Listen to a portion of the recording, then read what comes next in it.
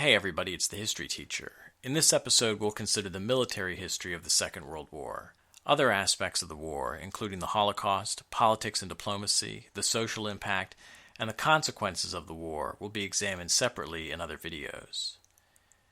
World War II began with Germany's invasion of Poland on September 1st, 1939. Britain and France, who had pledged to protect Poland from German aggression, declared war on Germany on September 3rd.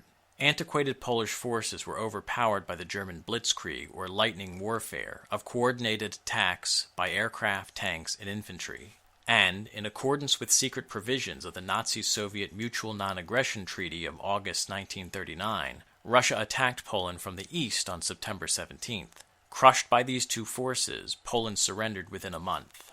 After Poland submitted, there was no combat between Germany and Britain and France for more than 6 months. This period is known as the Phony War, or Sitzkrieg, but the British and French anticipated a German attack on Belgium or on France. The only military activity during the winter of 1939-1940 was in Finland, which the Soviet Union had attacked in order to acquire Finnish territory close to the Russian city of Leningrad. The Finns valiantly resisted, but by March 1940 they succumbed to the overwhelming Russian advance. Later, in June 1940, the USSR would take over the Baltic countries of Estonia, Latvia, and Lithuania. On April 9, 1940, the Germans attacked Denmark and Norway. Denmark was quickly occupied.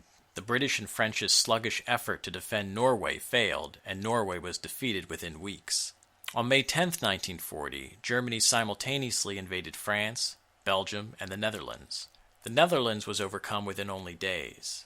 The Germans' unexpected strategy of advancing through the Ardennes forest, which the British and French thought to be impassable for tanks, took the British and French off guard and divided the armies opposing the Germans. Belgium surrendered on May 25th. The British and French were in danger of being trapped between the German army and the English Channel. But instead of finishing off the British and French forces, Hitler moved to occupy Paris. That diversion allowed Britain to evacuate across the English Channel 230,000 of its own troops and 120,000 French troops from Dunkirk on the French coast. Hitler's determination to humiliate France by quickly occupying Paris actually saved the French and British forces from almost certain defeat less than 9 months after the war was started. Germany's ally, Italy, ruled by dictator Benito Mussolini, declared war on Britain and France on June 10, 1940. France, by that point nearly defeated, surrendered to Germany only a week later and signed a separate peace with Italy on June 25th. By the middle of summer 1940, Germany and Italy dominated most of Western and Central Europe. Only Great Britain remained to oppose Hitler. In August 1940, the German Air Force, the Luftwaffe, began a massive bombing campaign against Britain as a preliminary to an invasion. By September, London and other British cities were being heavily bombarded. Yet, in this engagement, referred to as the Battle of Britain, German air power was unable to bomb Britain into submission. Had Hitler succeeded in conquering Great Britain, his position in Europe would have been practically unchallengeable. Instead, German plans to invade Britain were postponed indefinitely, and Hitler turned his attention to the Soviet Union. In his book, Mein Kampf, Hitler wrote that Germans needed more living space, or Lebensraum, which he argued could be obtained in the East, in Poland and in Russia. Also, Nazis were fervently anti-communist, partly because they associated communism with Jewish influence. As a way of destroying Russian communism and acquiring territory for Germans, Hitler's forces invaded the Soviet Union on June 22, 1941, in Operation Barbarossa. The non-aggression pact that Germany had signed with the Soviet Union was less than 2 years old. Stalin, the Soviet leader, was so shocked by the invasion that he effectively went into hiding for a few days and couldn't be reached. By November 1941, German forces had conquered all of the Western Soviet Union and had come within 25 miles of Moscow. But unsustainably long supply lines, persistent Russian resistance, and the brutal Russian winter halted the German advance, which never restarted.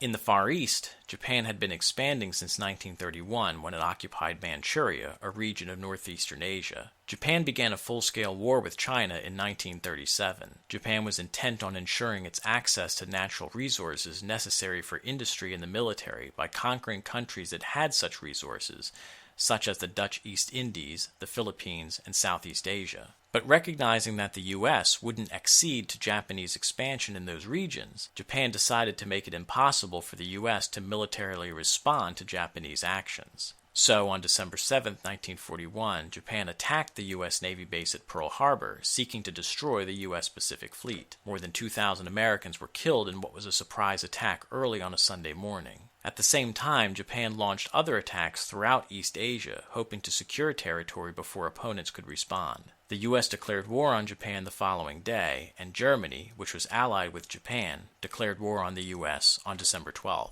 Back in the Soviet Union, Germany began a major offensive in the summer of 1942 in southern Russia, seeking to capture vital oil fields in the region of the Caucasus Mountains. The Germans may have succeeded had not Hitler been distracted by wanting to capture the Soviet city of Leningrad just to embarrass the Soviet leader, Stalin. The diversion of forces to take Stalingrad proved disastrous for the Germans. The combination of the harsh Russian winter and strong, well-equipped Soviet troops ended in the first major German defeat of the war. By February 1943, more than 90,000 German troops surrendered to the Russians. In Operation Torch, begun in November 1942,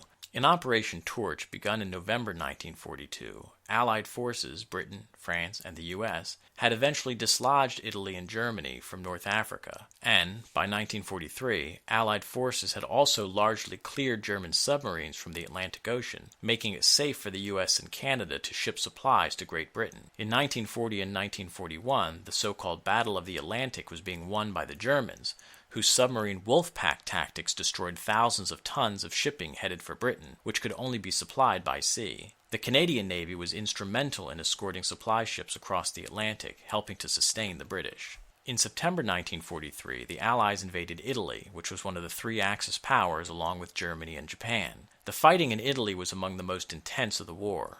German troops strongly resisted, recognizing that keeping Italy in the war helped to protect Germany from invasion by a southern route. Rome was finally captured by the Allies in June 1944, and Mussolini was deposed the following month.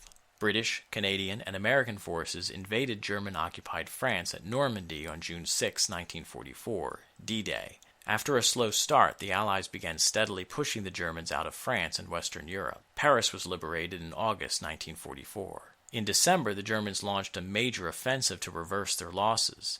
The German advance, through Luxembourg, southern Belgium, and northeastern France, created a bulge on maps that showed the battlefront, giving this battle the name the Battle of the Bulge. But more than 1 million Allied soldiers eventually overcame this last German effort. By the spring of 1945, Allied forces were approaching Berlin from the west, while Russian forces approached it from the east. The Soviets reached Berlin first and proceeded to unleash nearly 5 years of pent-up fury against the Germans. Germans committed unimaginable atrocities against the Soviet people, and the Russians repaid them in kind. It's estimated that more than 200,000 German women were raped by Russian soldiers. Hitler, meanwhile, had been hiding in an underground bunker and committed suicide on April 30, 1945. Germany surrendered on May 8th. In the Pacific theater, Japan had failed to destroy the U.S. fleet at Pearl Harbor. By mid-1942, the U.S. was inexorably pushing the Japanese back to their home islands, though at immense cost. In June 1942, Americans crushed a large Japanese fleet at the Battle of Midway, which is considered a turning point in the Pacific Campaign. The first major Allied offensive was at Guadalcanal in August 1942, which ended in Allied victory in February 1943. The Japanese were expelled from the Philippines after the Battle of Leyte ended in December 1944. From February to June 1945, the Japanese were defeated at Iwo Jima and at Okinawa. The American strategy was to dislodge Japanese forces from militarily critical places, but to just ignore Japanese forces on other islands, realizing that, once isolated, those Japanese forces posed no danger. This allowed the U.S. to select its battles carefully rather than fight every Japanese force. This so-called island-hopping campaign was effective in rolling back Japanese advances in the Pacific. The U.S. detonated the first atomic bomb on July 16, 1945. By that time, the war was over in Europe. American military planners expected to invade Japan in September 1945, and the war was predicted to continue well into 1946. The ferocity of the Japanese soldiers contributed to the expectation that perhaps 500,000 Americans would be killed in an invasion of Japan. As a way of trying to immediately end the war, the U.S. deployed atomic weapons on Japan in August 1945. The weapons immediately killed more than 120,000 people, but later tens of thousands more died due to the effects of radiation.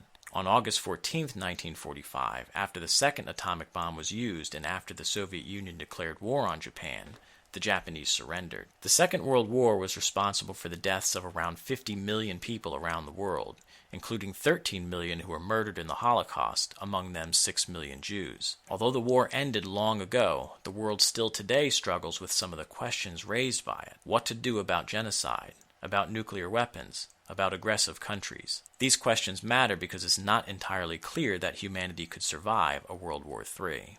Okay, that's it for now. Thank you for watching, and see you next time.